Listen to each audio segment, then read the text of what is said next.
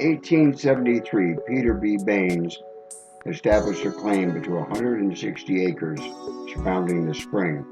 Since that time, 8 families have owned the property, and it was then sold to Pima County in 1985.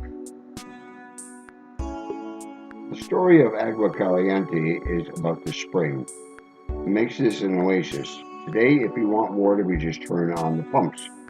Not so back then. If the spring went dry, it was a disaster. Years ago, there were 2 springs, one hot and one cold.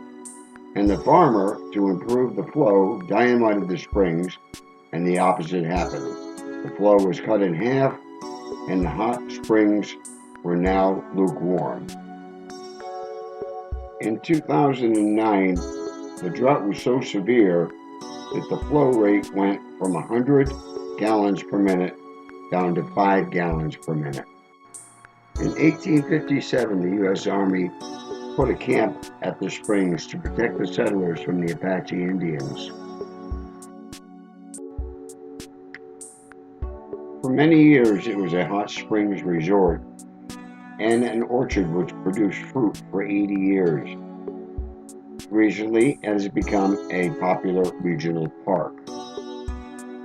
It's a fascinating place to bring your family for the day for an outing, with picnic tables, barbecue areas, a huge play area, as you can see in the videos. And in the original ranch itself is a museum set up back in the era when people were living in it as a ranch.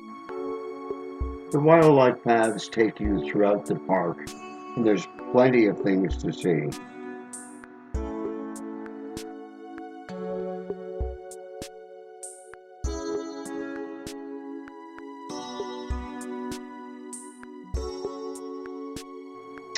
Here's a picture of the spring itself. When there is not enough water produced by the spring, wells are used to keep the flow up and keep the pond up to level.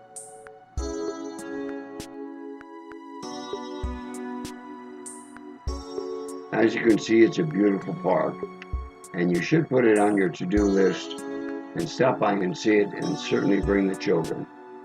Have a fine time.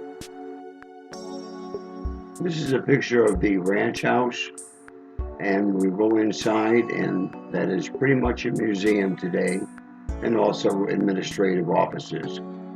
It's a fascinating place. You should take a walk through and see all the different things that are on display.